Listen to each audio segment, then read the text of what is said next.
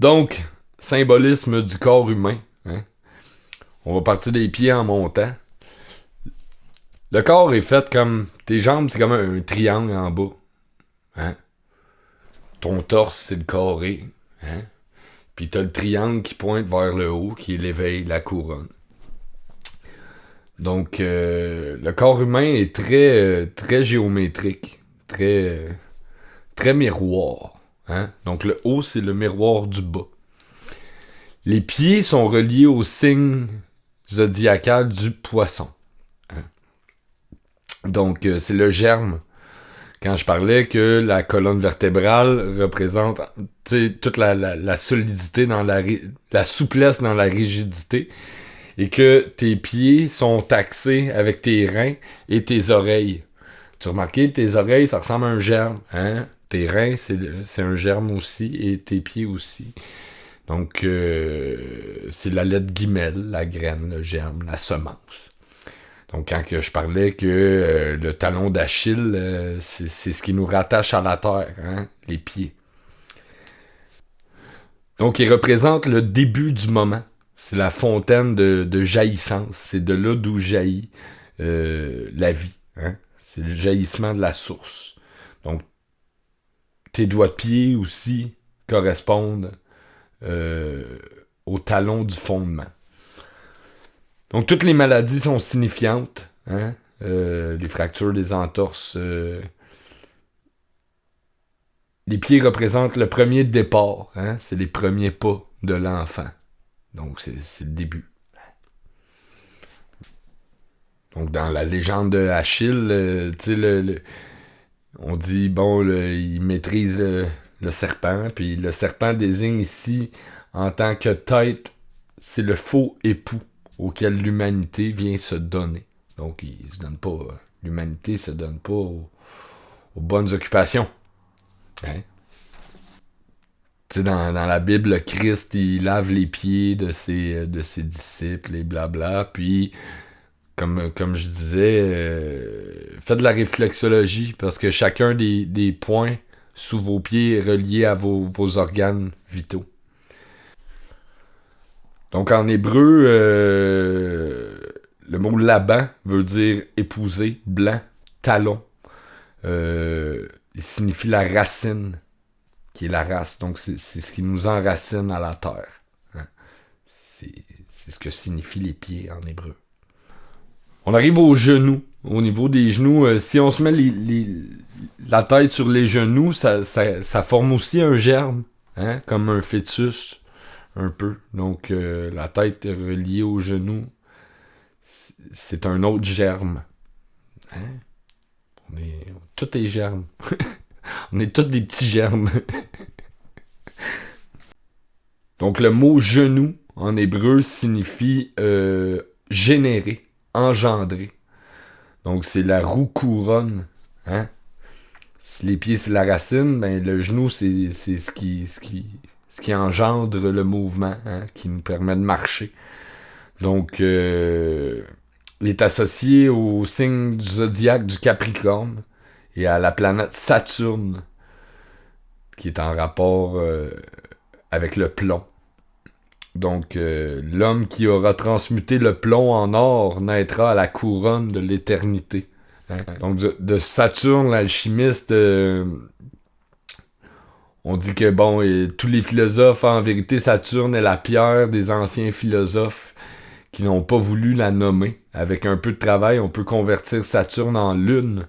Et en y mettant un peu plus de temps ou de travail, on peut le convertir en soleil, puis le fixer et faire de lui la pierre philosophale. Donc, c'est ce que disait l'alchimiste Isaac le Hollandais.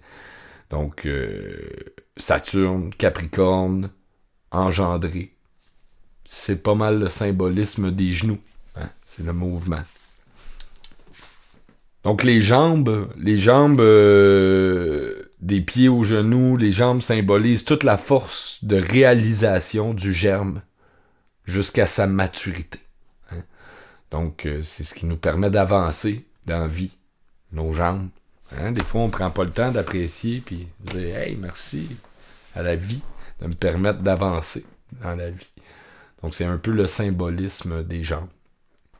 Donc si on arrive un peu plus haut au complexe eurogénital, donc les organes génitaux, c'est engendrer la vie. Hein? Donc c'est Adam qui est le verbe de son propre procréateur. C'est l'homme qui engendre lui-même. Donc les organes génitaux, c'est une force très puissante. C'est la force créatrice. Donc c'est Adam qui était eau et qui devient sang. Donc la première vertèbre de la colonne vertébrale prend forme dans le complexe eurogénital. T'sais? Donc c'est le chakra sacré. Hein? C'est d'ailleurs là où la vie prend forme. Puis une tradition raconte, puis j'ai trouvé ça vraiment beau, que nous avons à la base de la colonne vertébrale un petit os imputrescible que le feu même ne peut détruire. Il est notre noyau d'éternité. Hein? Donc on parle du coccyx, qui est comme le petit os qui sert à rien. On se demande pourquoi. Ben, on dit que même le feu ne peut le détruire, car c'est notre noyau d'éternité. C'est le début du germe. Hein? C'est là où la colonne vertébrale prend forme, où le fœtus se développe. Là. C'est pas mal le début de la colonne. Là. Fait que le bloc audio-vocal forme un E. Puis le bloc eurogénital forme un E aussi. Donc c'est un peu le miroir du haut et du bas de notre corps. Hein? C'est le bloc audio-vocal, le verbe écouter, parler, hein? Puis procréer et donner la vie. Donc la partie haute du corps et la partie basse est opposée dans sa verticalité. Donc, quelques semaines seulement après la formation d'un embryon, l'écoute se distingue déjà de la voix. Et la fonction rénale, les reins, se distinguent déjà de la fonction génitale. Donc, c'est le reflet de la triade. Elle est inscrit en miroir le sexe et le verbe. Donc, c'est le deux miroirs. Donc, le haut du corps est lié au feu et le bas du corps est lié à l'eau. Hein? Donc les reins, les organes génitaux, ce qui filtre le sang. Donc c'est relié à l'eau et le haut du corps est relié au feu. Donc c'est le symbolique de la procréation. Le triangle inférieur, les Chinois l'appellent le champ de Cynambre. Selon les taoïsmes, leur éveil concourt à la recherche de l'immortalité. Donc le vrai mot chinois, c'est recherche de l'éternité pour le triangle inférieur, la base du corps. Puis les taoïstes parlent d'éveil et d'écoute pour le haut du corps. Hein? Donc, c'est pas extérieur, mais intérieur. C'est une nouvelle conscience.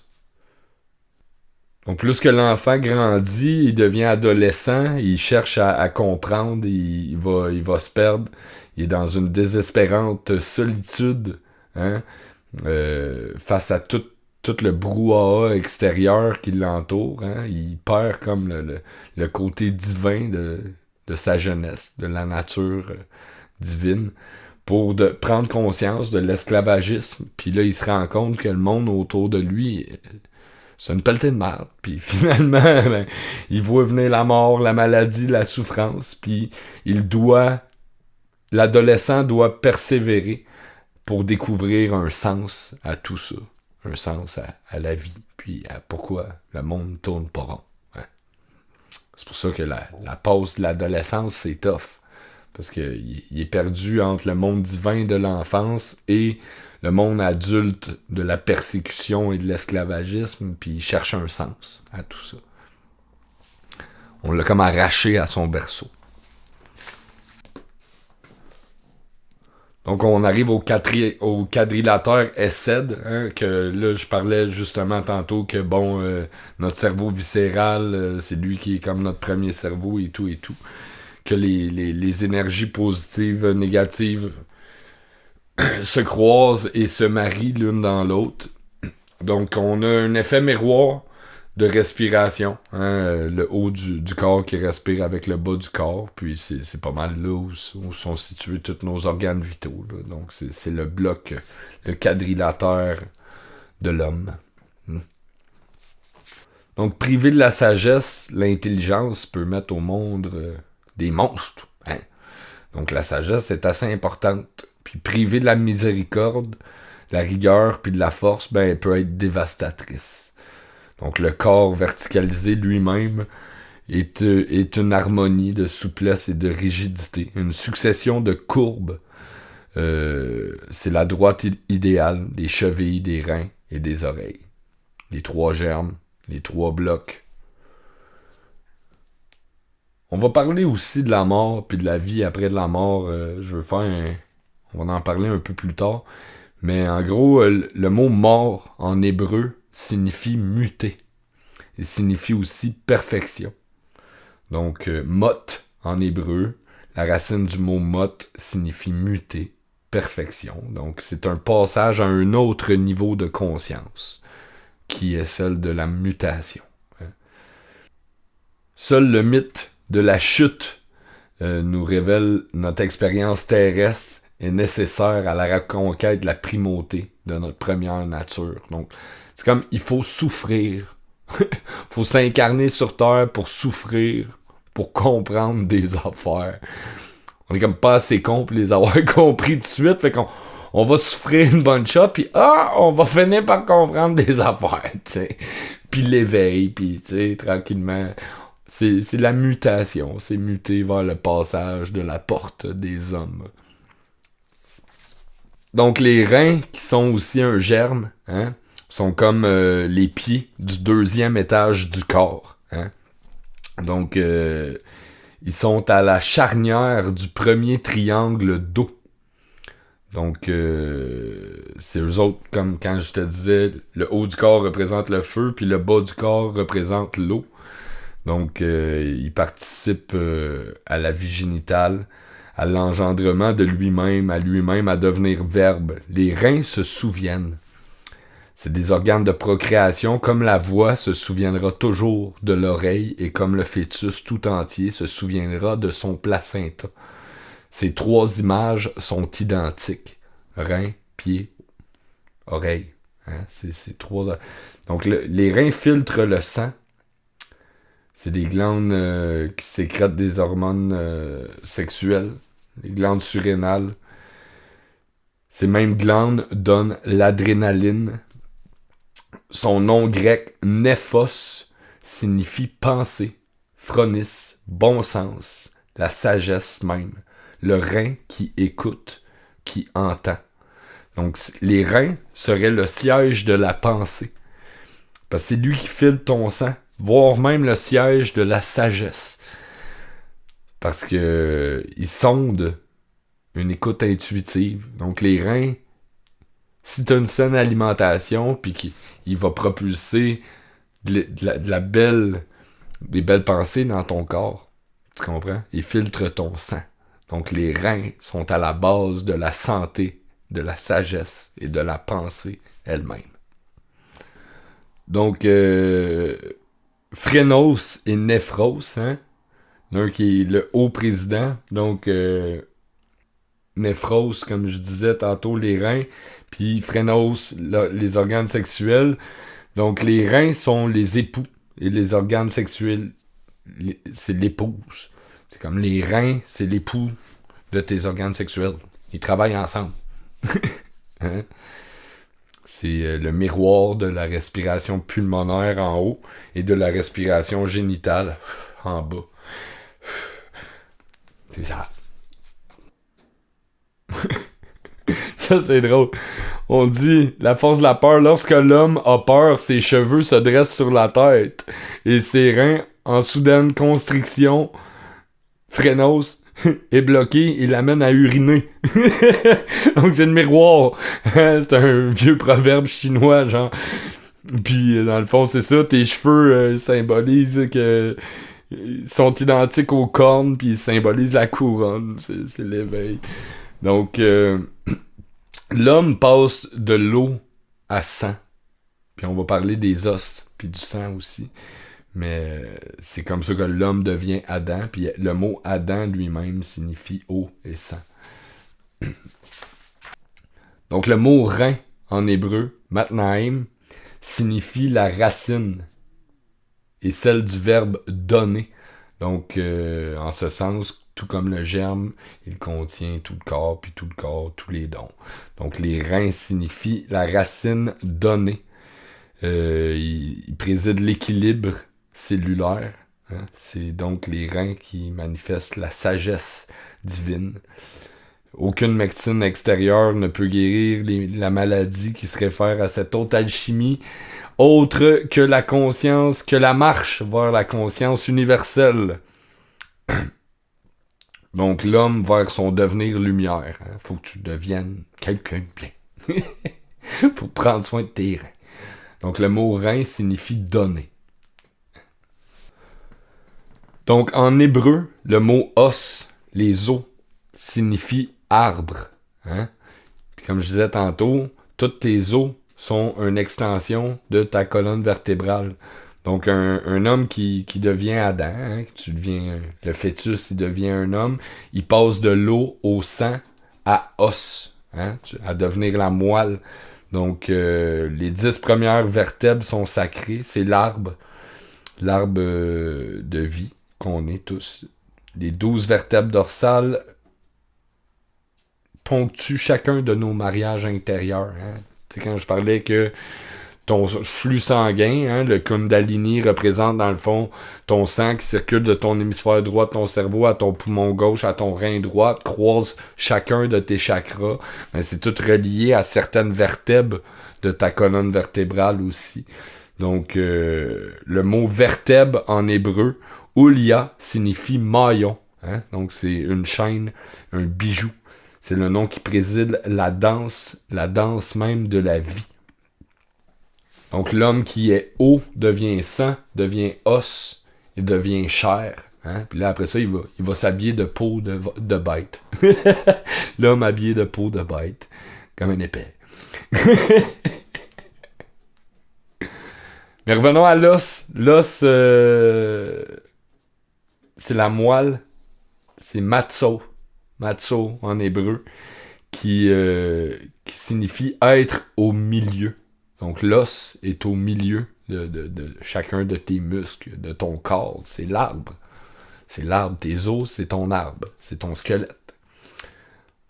Donc chaque os du corps est plus ou moins en miniature une représentation de la colonne vertébrale, lieu où viennent s'inscrire sous forme de blocage tous nos refus de lâcher prise, nos conflits, de s'accomplir, nos mariages intérieurs, nos libérations. Donc c'est pourquoi au cœur de l'os, la moelle est un des plus hauts lieux du corps, bien mystérieuse aussi. Chez les Chinois, la moelle fait partie des entrailles curieuses ou merveilleuses. Dans le secret de la moelle osseuse se forment les globules rouges, les globules blancs et les plaquettes. Donc, l'oxygénation aussi. Donc, c'est un peu comme le secret, le petit côté secret de ton arbre. Ta moelle osseuse, c'est la sève.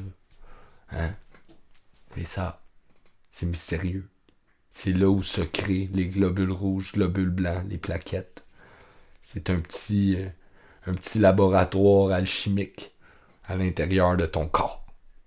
Tes os.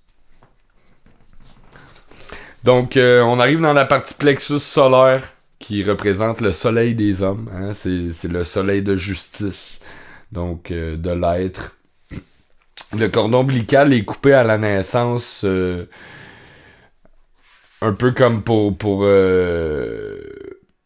laisser place à celui qui prend vie, à chaque être, à sa propre réalité.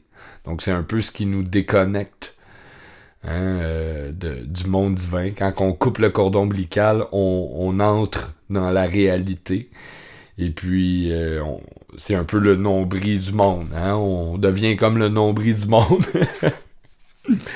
Donc, tabar, en hébreu, nombril, moyeu de la roue. qui signifie aussi bien et l'émergence de lumière. Hein? Donc, à chaque être de savoir ce qu'il veut faire de son propre nombril. Hein? L'estomac est un peu le forgeron de votre corps. Hein? L'estomac, c'est le fourneau qui importe d'alimenter de 5 combustibles. Donc, manger, c'est intégrer. Hein? Souvent, les gens, on va vous dire, on est ce qu'on mange. Hein? Donc, l'estomac, c'est le forgeron, c'est le fourneau de votre corps. Les Chinois disent que c'est la mère des liquides et des céréales. Donc, c'est celui qui reçoit, celui qui cuit et qui digère. Le foie et le pancréas sont très reliés. Donc, le foie cavède est associé à lourdeur, pesanteur, richesse, puissance. C'est le siège de la puissance. Ton foie est relié au siège de la puissance. Toutes les émotions, la colère, la peur, la jalousie, nous fait que ronger le foie. Hein? On se ronge le foie. Donc, il est perçu comme étant très diabolique. C'est lourd, c'est pesant. Le foie est relié à bien des maladies. Donc, c'est le lieu où s'engrange la lumière de l'accomplissement. Toutes les maladies portent en elles le germe de leur propre guérison. Hein? Puis si on regarde l'arborescence des vaisseaux du foie, ça ressemble étrangement aussi à un arbre, hein, à l'arbre de vie. Le foie, chez les Chinois, est le bouclier qui sert à protéger. Donc, la vésicule biliaire fait couple avec l'utérus. Hein? C'est les enveloppes d'eau. Donc, la plupart de nos maladies de foie ou de vésicule biliaire viendraient certainement d'un refus de voir clair, d'un refus d'y croire, un refus personnel. Hein? Fait que quand on se ronge le foie, puis tu sais, on se ronge de l'intérieur, ça développe des maladies du foie. Le pancréas est synonyme de toute chair. C'est la chair des lieux de l'accomplissement total, celui de l'union le plus intime avec Dieu. Donc la chair, les plaisirs de la chair, devient la vie psychique, érotique et passionnelle. Donc elle devient aussi mère de tous les maux. Hein? C'est la source de tous nos problèmes, la chair. Quand on s'incarne dans la chair, c'est la source de tous nos problèmes. Elle porte aussi en elle le germe de toute guérison. Hein? Donc, c'est la puissance de reconversion vers l'accomplissement. Hein? L'homme devient chair pour s'accomplir. En nous, toutes les épreuves qu'on traverse dans la vie vont atteindre le pancréas comme une somme d'énergie nécessaire. Ce sera notre qualité érotique, celle qui gère l'accomplissement ou qui déterminera le contraire, la maladie. Donc le pancréas est très relié au foie. Le pancréas est indissociable de la rate. Hein, dans le fond, tout est relié, là. Donc le pancréas est indissociable de la rate, femelle du rat dans l'étymologie, symbole d'intelligence. Chez les bouddhistes, les hindouistes, c'est mon signe astrologique chinois. Donc la rate est aussi symbole de l'inconscient, hein? Symbole de sagesse. Ces deux énergies-là, l'intelligence et la sagesse, sont tout le temps de mèche. Donc ces deux organes-là, la rate et le pancréas, sont ceux des profondeurs de la terre. Donc c'est le langage alchimique qui parle lui aussi. Le mot anglais pour la rate, c'est spleen, qui est synonyme d'un état dépressif, très hypochondriaque. Donc la racine hébraïque, retet, qui désigne la terreur, est aussi un des noms du pancréas. Donc c'est la rate puis le pancréas, c'est des organes très lourds qui sont reliés à la descente aux enfers. La rate est le cimetière des globules rouges. C'est là que tous tes globules rouges... Donc, si la moelle osseuse est le berceau de tes globules rouges, ben la rate, c'est le cimetière de tes globules rouges. Hein? La rate est l'organe terre. Les Chinois disent « elle est le tonnerre, elle est le séisme, elle est le gong ».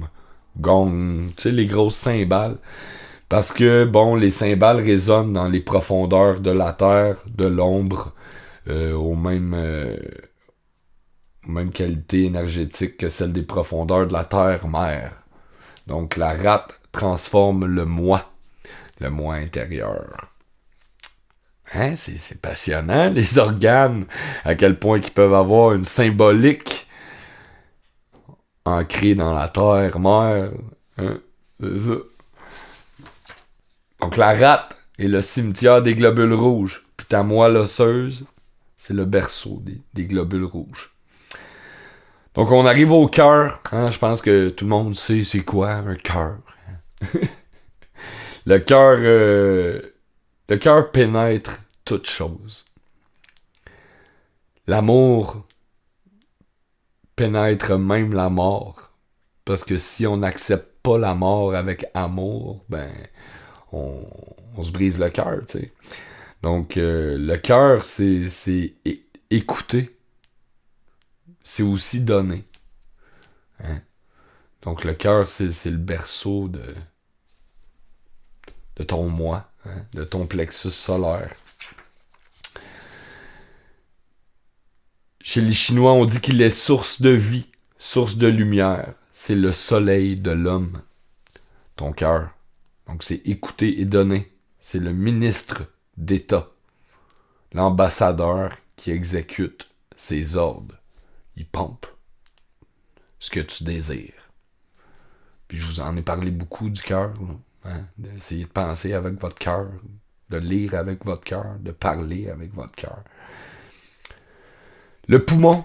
Les poumons chez les Chinois est maître du souffle. Hein? On respire. C'est le va-et-vient. C'est l'ordre du monde qui est déposé au centre de chaque univers. Je trouvais ça beau, ça. Hein? Dans toutes ses structures, dans toutes ses fonctions, dans toutes ses manifestations.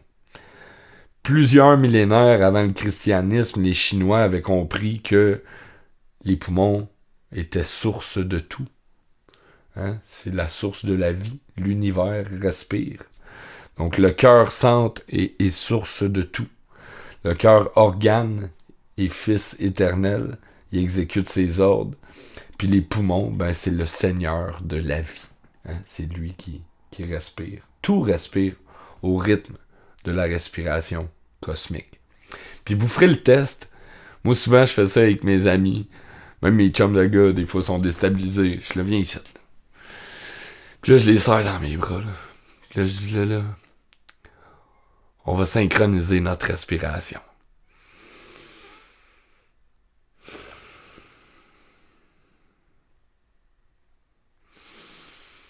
Puis vous essayerez ça avec quelqu'un avec qui vous êtes vraiment proche. Dis, hey, on va synchroniser notre souffle de vie. Puis t'as l'impression d'y donner tellement d'amour sans dire un mot. Hein? Des fois, c'est plus réconfortant de synchroniser sa respiration avec ceux qu'on aime que de leur parler, de leur dire des mots ou d'écouter leurs problèmes. C'est le souffle de la vie. Les poumons aussi sont faits comme un arbre. Hein? Donc, c'est la respiration cosmique. Vous essayerez ça. Donc, l'arbre urogénital et l'arbre pulmonaire font un balai.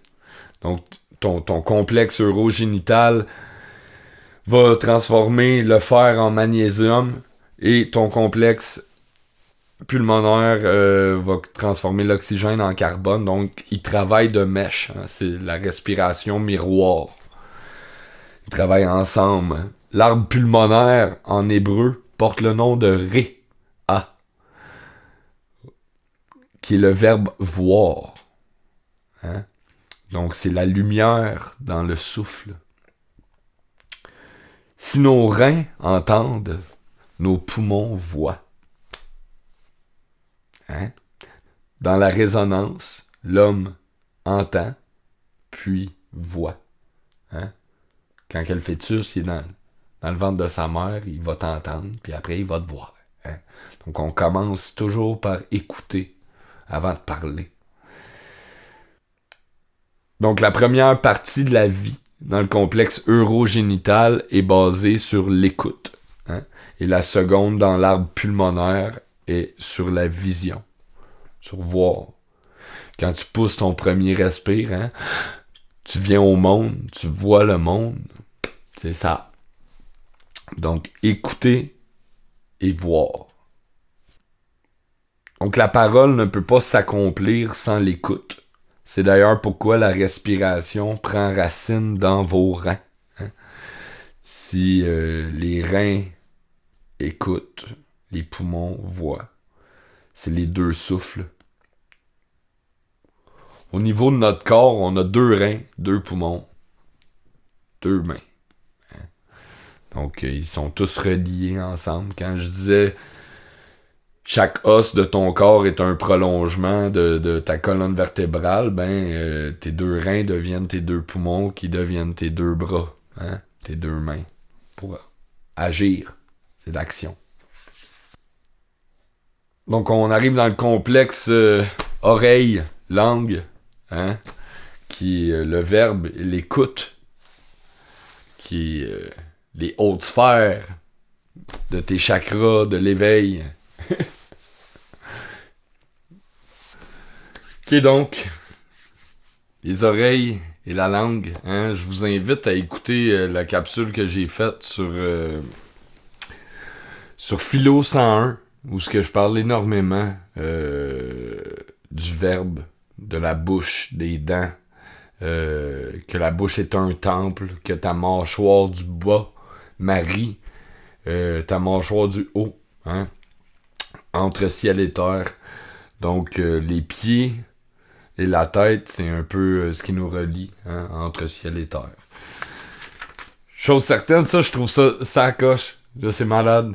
Le visage est vraiment un reflet du mariage parfait des polarités féminines-masculines. Donc, je vous mets le dessin à l'écran. On voit que au centre se trouve le cœur-centre. Les sourcils représentent les épaules. Les oreilles, les pieds, hein, comme les reins. Les yeux, c'est le cœur. J'en parle aussi dans l'autre capsule, comme quoi que les yeux, c'est le reflet de l'âme. Tes joues sont rattachées à tes poumons. Ton nez à ta colonne vertébrale. Ta mâchoire à tes cuisses et à tes genoux. On voit que le schéma du visage, c'est...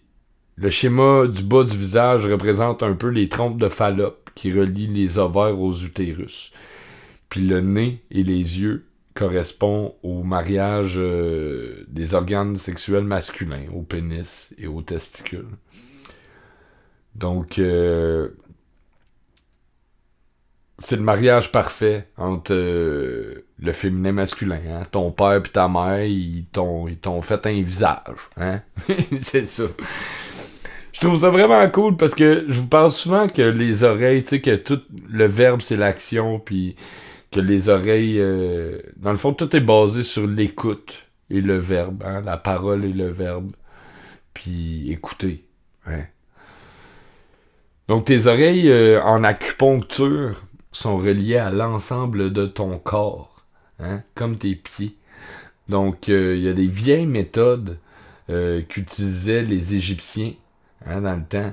Donc, chaque partie de ton oreille est reliée à une partie précise de ton corps. Donc, les Égyptiens, dans le temps, les pharaons, les femmes se piquaient l'oreille pour limiter leur grossesse.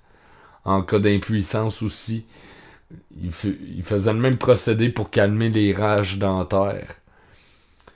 Même les médecins français, en France, brûlent encore la racine de l'hélix pour guérir les névralgies sciatiques. Donc, même l'acupuncture japonaise fait ça. Hein? De même que les pieds écoutent la terre pour en filtrer les vibrations puis les informations. Les reins filtrent l'eau et le sang.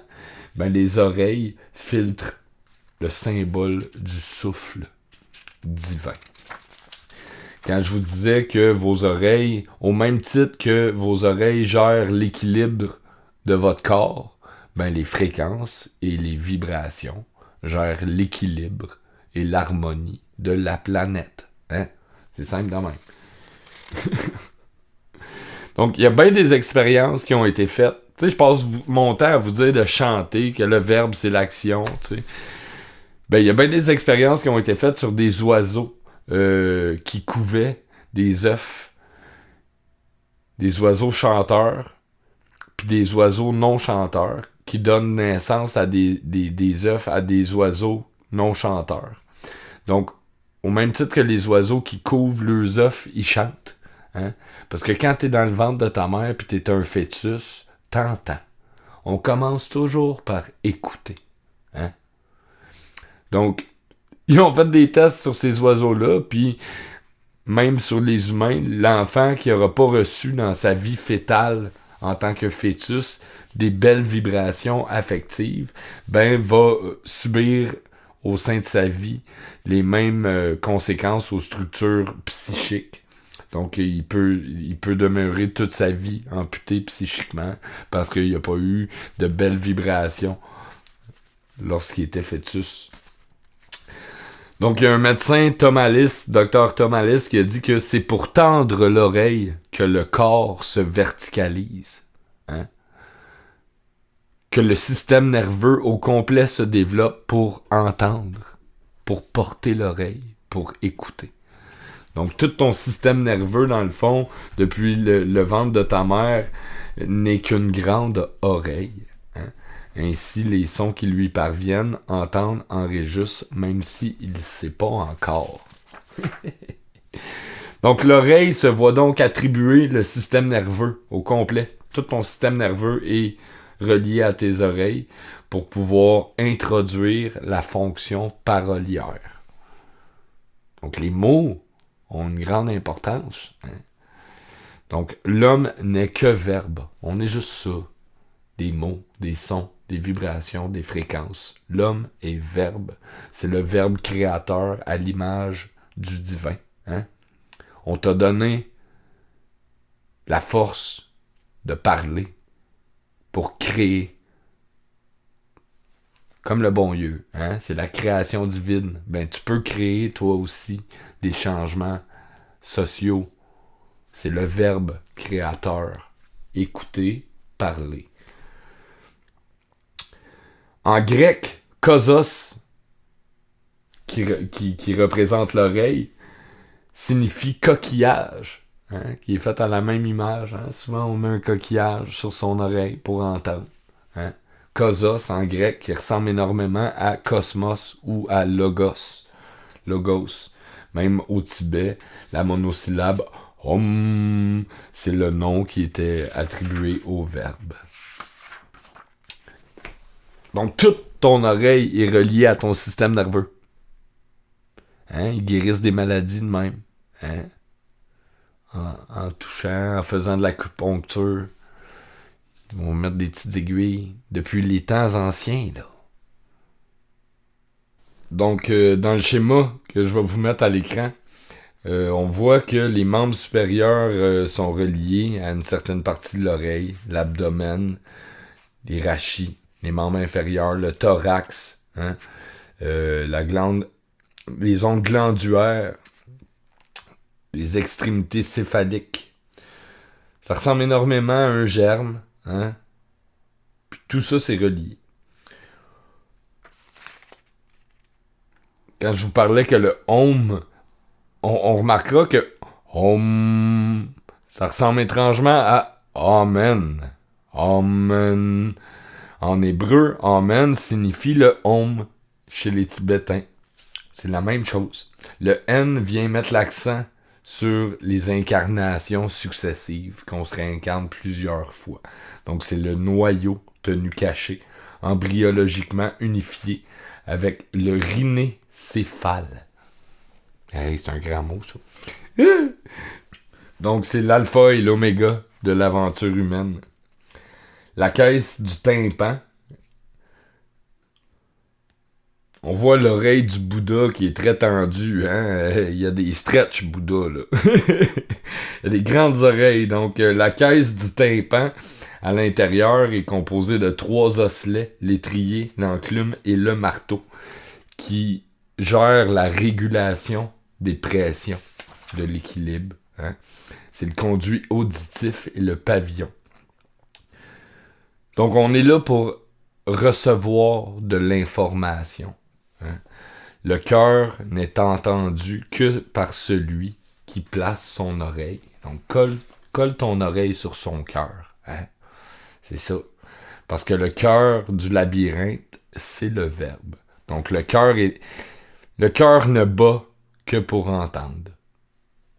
C'est simple de même. Hein? En hébreu, oreille, ozen, signifie ouverture. Donc, on est là pour entendre. Hein? Puis, entendre, c'est prendre conscience. Fait que si t'écoutes pas ce que je dis, mange la marde. Donc, on est là que pour entendre. Le cœur est fait pour être entendu. Hein? Ça va de mèche. Le verbe, c'est l'épée. La bouche, j'en ai parlé beaucoup dans mon autre capsule. Les dents aussi. Vous écouterez Philo 101 pour ça. Hein? Donc, il est rendu minuit moins 10. J'ai fait pas mal le tour, là. Il me reste le nez, les yeux, les joues. Je vais aller me coucher. On fait ça demain. Je suis brûlé.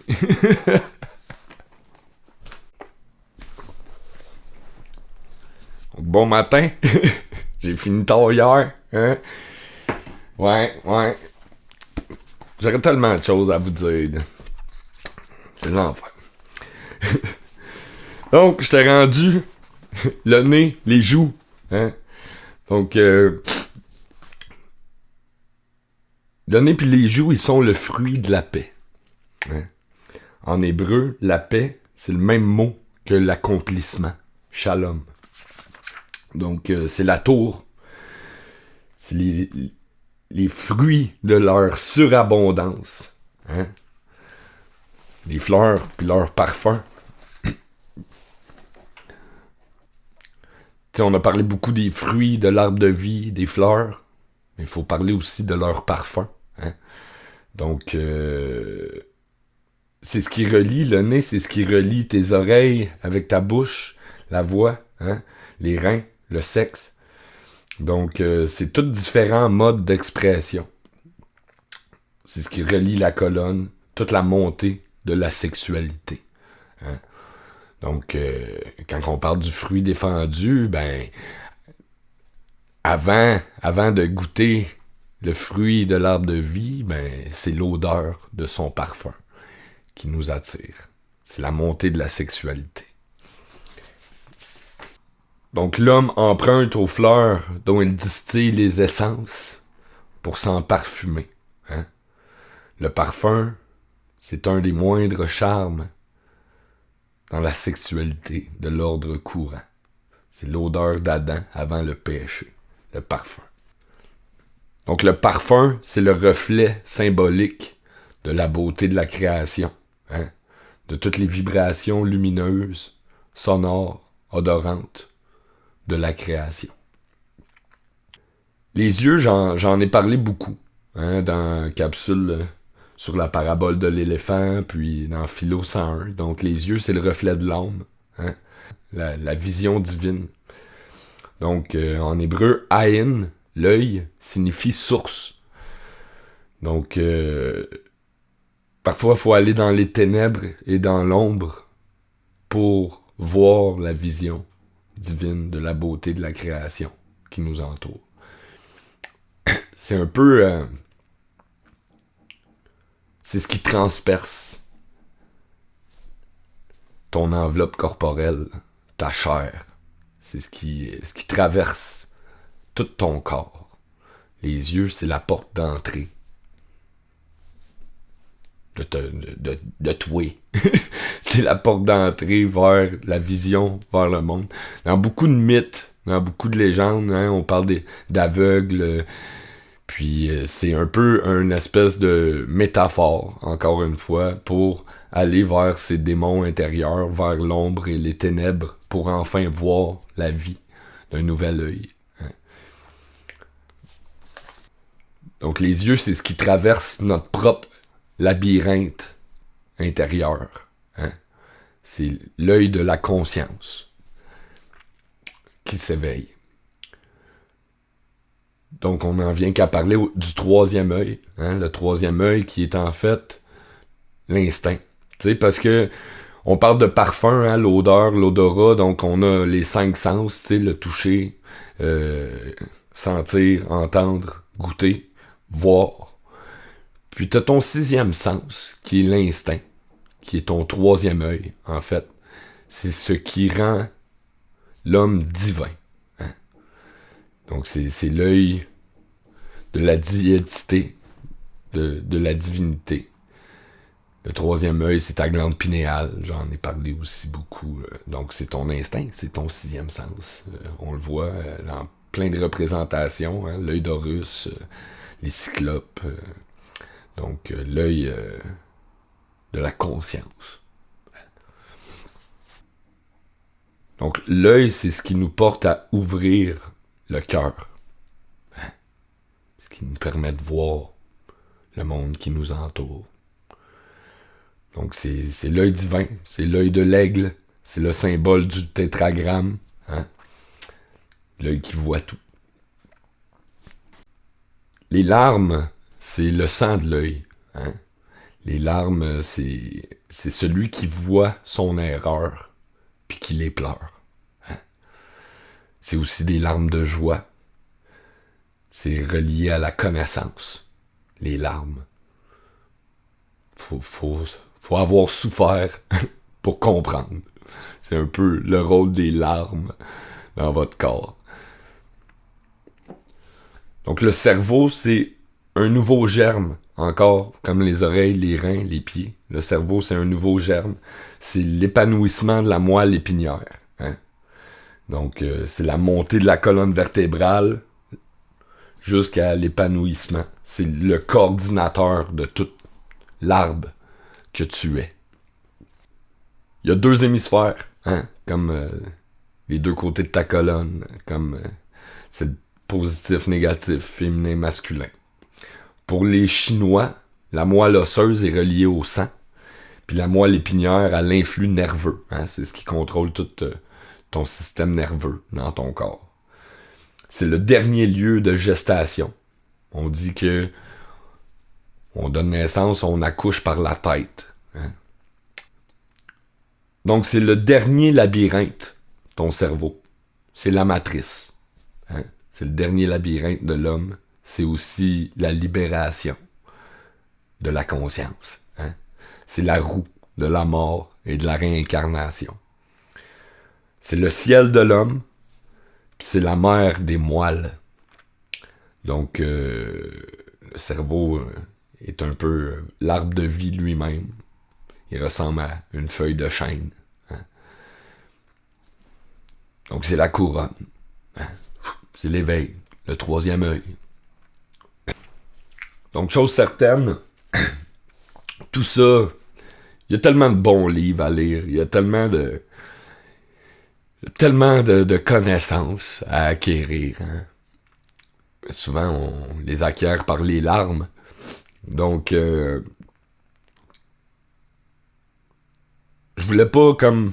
Je sais pas hier comment j'ai fini ma capsule, mais j'étais fatigué, il était rendu minuit moins quart. Fait que, en gros, je veux juste tirer un peu des conclusions de tout ça. Donc, en gros, vous êtes les gardiens de la planète. Hein? Vous êtes son système immunitaire, humanitaire. Hein? En ce moment, les humains agissent énormément comme un cancer, un vrai parasite sur la planète. Donc, c'est à vous de changer ça. Vous êtes les plaquettes. Vous êtes les gardiens de la planète, du système immunitaire. Donc, le 10% des gens qui sont éveillés et conscients, faut que vous vous propagez là, pour sauver le monde. Hein? Donc, c'est votre rôle de préserver la vie. Hein? De préserver tout ça. Donc, vous êtes les gardiens de la planète. La baguette magique, c'est toi. Hein? Le diapason, c'est toi. Donc, c'est très important de vibrer sur les bonnes fréquences. Hein? Donc, la matière n'est qu'illusion. Votre enveloppe corporelle, c'est une illusion. Hein? Votre enveloppe corporelle, elle va vous quitter. On va tous passer par la mort. Mais la pensée, elle, est éternelle. Hein?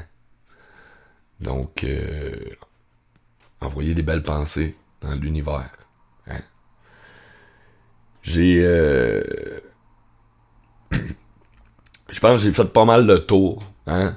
Il y a comme 34-35 capsules sur la chaîne Conscience Collective et Universelle sur YouTube. J'ai tout réuni, les capsules instructives, dans lesquelles vous allez trouver beaucoup d'outils pour bâtir un meilleur monde. Hein?